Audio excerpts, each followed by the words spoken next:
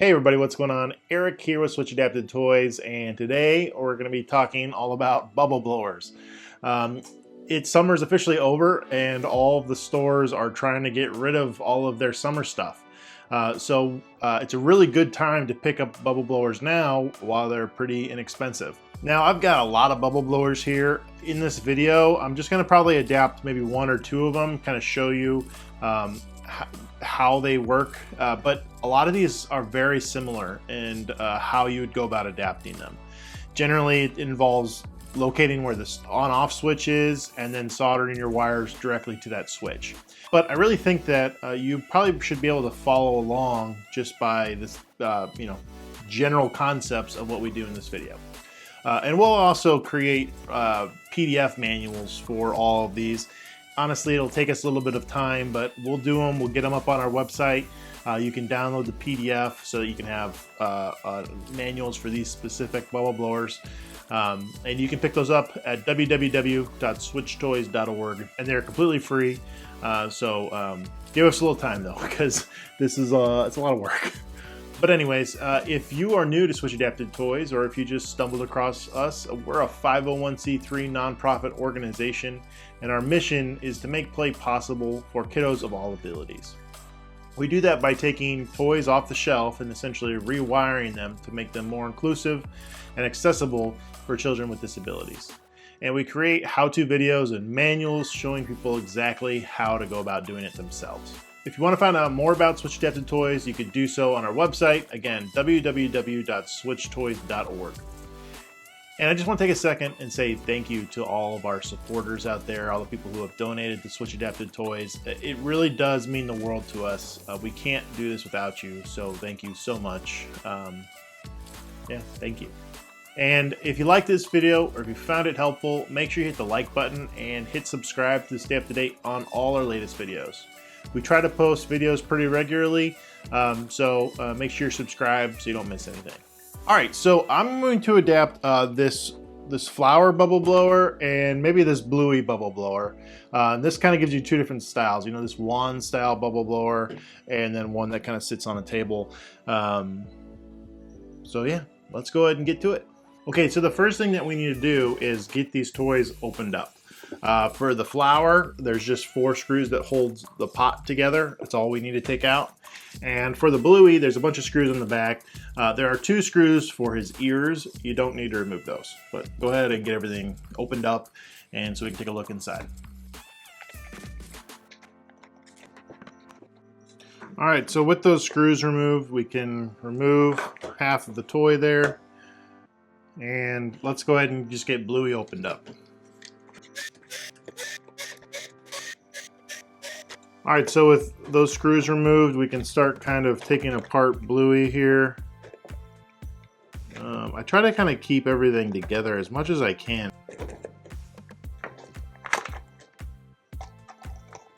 All right, so we've got bluey and our flower opened up. Now for styles like this that's just have an on-off switch, we just really need to locate where the switch is. So if I remove the top here and I can kind of pull out the switch, and there it is. That's our on-off switch. And you can see that there's 2 wires that are going to this switch. And all we need to do to adapt this toy is to solder our headphone jack wires to the same points that these wires are going to on the switch. That'll make it so whenever the button is pressed, it essentially will bypass this switch, making our external switch the on-off switch. So this toy is super easy to do. Before we do it though, I'm going to show you what we need to do for bluey. All right, so for our bluey bubble blower, the switch or the button is underneath this little yellow cap. And honestly, it's pretty much exactly the same, except this has a button instead of a switch. So when you press the button, it turns on the motors and the music and all that. But there's, again, just 2 wires going to it. So if we were to solder our headphone jack wires to these 2 points on this switch, it'll essentially bypass the button, turning our external button into this button. Now, a lot of times you'll see other bubble blowers that have maybe a switch that you can just turn on the music, or maybe just the bubbles, or maybe the music and the bubbles. If you run into one of those styles of switches, I recommend you check out our Disneyland Mickey bubble blower video that we did that has one of those switches, because you need to do a little extra work to it in order to get everything kind of working at the same time with your switch, okay? But these two bubble blowers are super easy, just the 2 points that we need to solder to, and I'll show you how to do that now. All right, so the next thing that we need to do for both of these toys is drill a hole through the side of the toy so that we can fit our 3.5 millimeter mono headphone jack cable into the toy. I really recommend that you find a mono cable because it just makes life so much easier. You'll know it's a mono because it'll only have 2 wires inside. You can use a stereo headphone jack, and a lot of our older videos we used stereo, but honestly, mono is the way to go. If you can't find them, we do sell them on our website, www.switchtoys.org. Proceeds help make these video and this content and stuff like that. So if you need mono cables, check it out there. The thickness of the cable is about 1/8 of an inch, so I've got an 1/8 of an inch drill bit, and I'm just going to drill a hole through the side of the toy where I know I'm not going to interfere with something inside the toy or like how the toy fits back together. So you need to think about that a little bit as you're planning out where to drill. But for this bubble blower, I basically can just drill right out the back of it. I just want to be careful that I'm not going to cut this hose or any of these wires or anything like that. There we go. And for the flower pot, honestly, there's plenty of room inside this flower pot. So I'm basically just going to drill my hole kind of through the side here where I know I'm not going to hit anything. So now that we've got our hole drilled, we can go ahead and fish our headphone jack wire through the hole. I'm just going to go ahead and do that on both of the toys.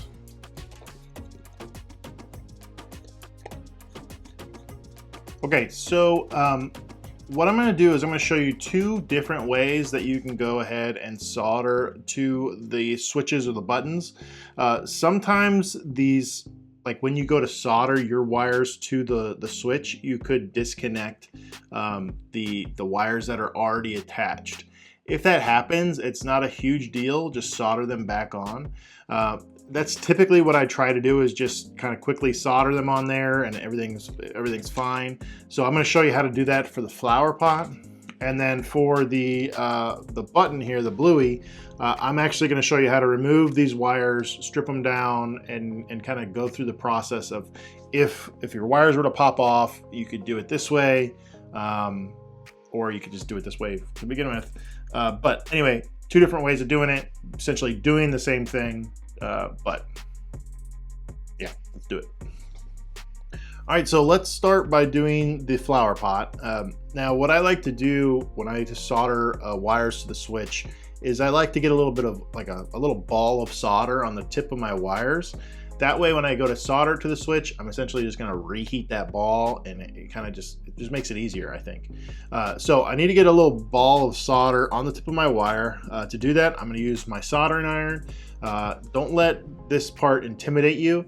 Just remember that the tip of your soldering iron, that exposed metal there, is extremely hot. So be careful where you're placing it.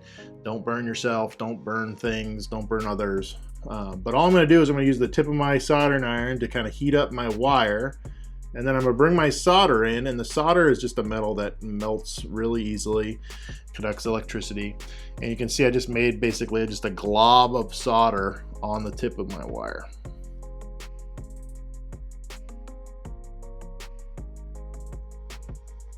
Just like that. So now I'm going to look at my switch. And I'm going to look at kind of the prongs that the wires are soldered to. And I'm going to kind of see which side of the prong the wire is already soldered to. And I want to solder it to the opposite side. That just leaves me maybe a little bit more buffer so I don't like heat up the solder from the existing wires and disconnect the connections. There's a chance I might still do it here, but I'll show you how to fix it. It's not a big deal.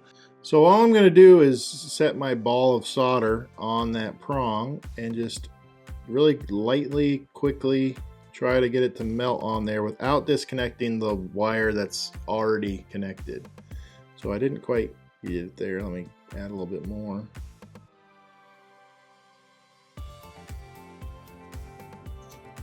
Give it a little bit of a tug. Make sure that they're both connected. Yep, that looks fine. And now we'll do the other wire.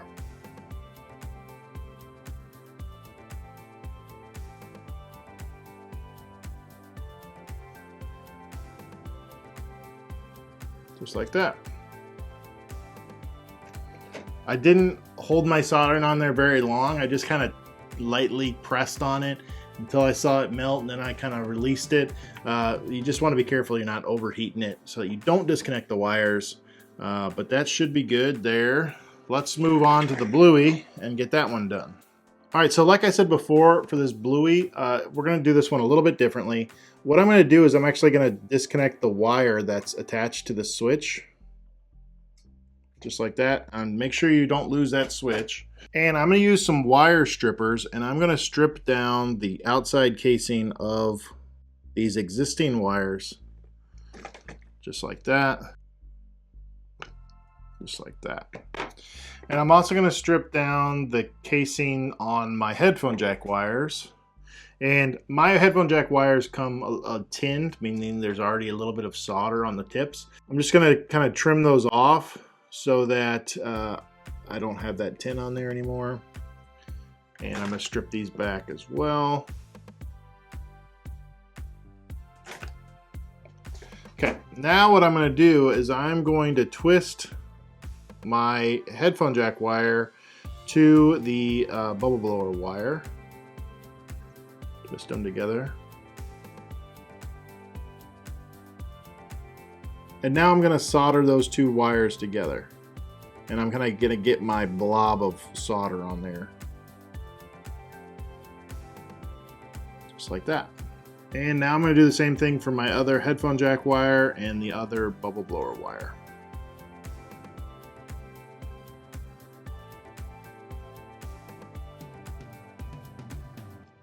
Just like that. So this one wire here is actually kind of long, so I'm just going to snip off the end of it. It'll still stay together because I've got it soldered, but I just have basically the tip of it there. I don't want a whole lot of exposed wire inside that toy. And now we can solder the wires back onto the button.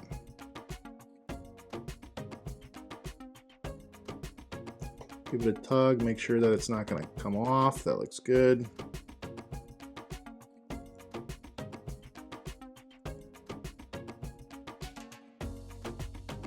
All right, so now that we've got everything soldered, it's a good idea to test and just make sure that everything works before we go ahead and put everything back together. So I've gone ahead and put some batteries into the bubble blower, and let's give our button here a press and make sure that it works. There we go. And let's go ahead and test Bluey. There we go. So the next thing that we need to do is we need to prevent a child or somebody from like yanking on the cord and just disconnecting our connections that we just made. So what we're going to do is we're going to add a zip tie around the wire on the inside of the toy. And this is going to kind of create a barrier where if the child were to pull on it, that zip tie basically will engage with the outside of the toy before it puts any strain on our connections. So you kind of want to think about where you're going to place this zip tie that allows that, like I said, to engage before it puts strain on our connections, but doesn't leave a ton of wire still in the toy because that might make it hard to kind of close things back up. So I'm going to use a really small zip tie. I generally find the thinner the zip tie, the better. And I'm going to cinch it down real tight and cut off the extra zip tie. Next, what I'm going to do is I'm going to use some CA glue or super glue, and I'm just going to basically glue that zip tie to the wire, just so I know that that zip tie is not going to slip. And if you have some, you can use some activator spray. And that'll basically instantly dry that super glue. Now I'm doing the same thing for the flower pot.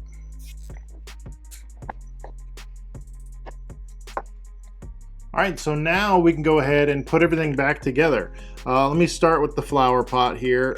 There are some notches on the top of the pot that line up with some notches in the base. So Just make sure you get those lined up. Make sure you get the top of your switch put back on and get your switch back into place.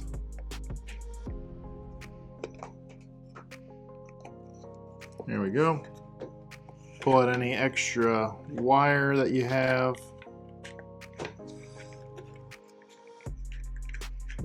Make sure I get this top of the bubbles back in. There we go. And I can go ahead and fit the back on.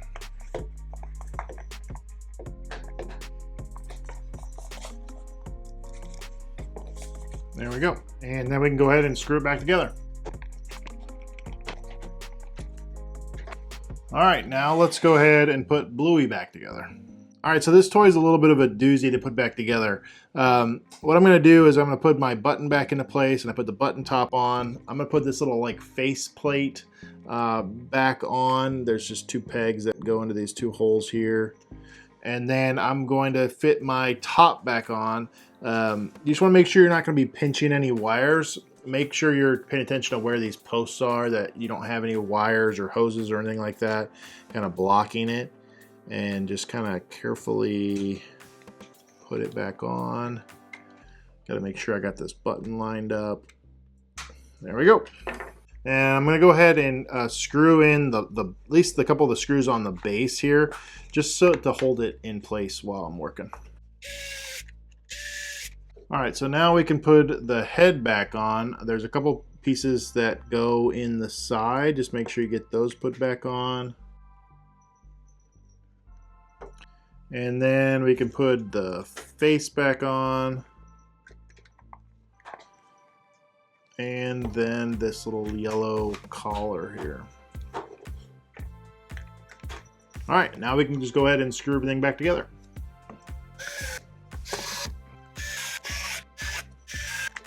All right, so now that we've got them put back together, let's just make sure that they still work. There we go.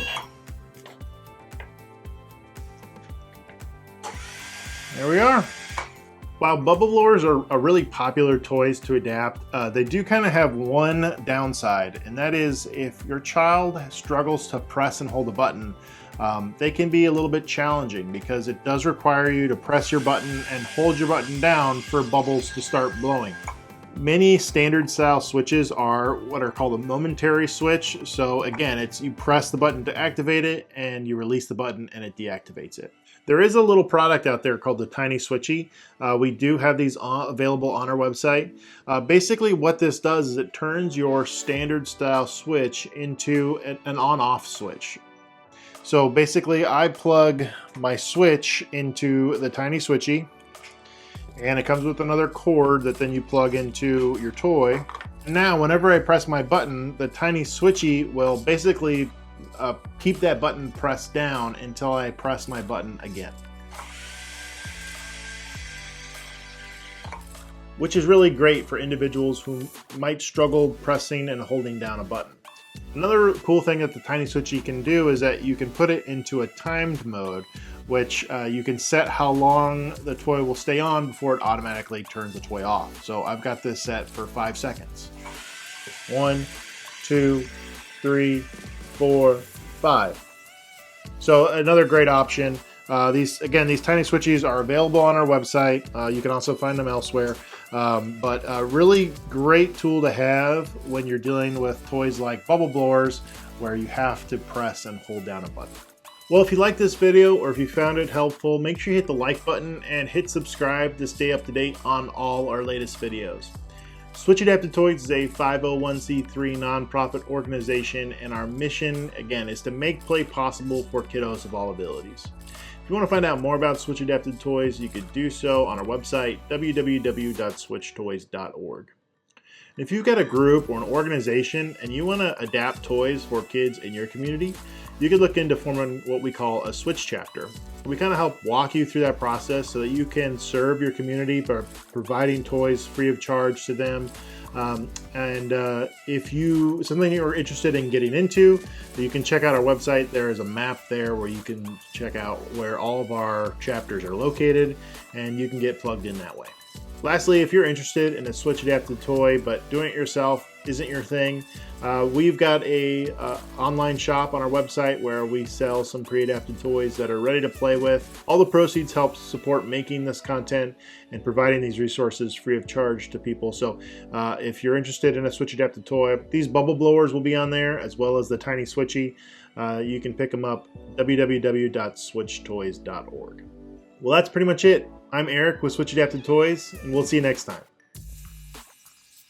Switch Adapted Toys, making play possible.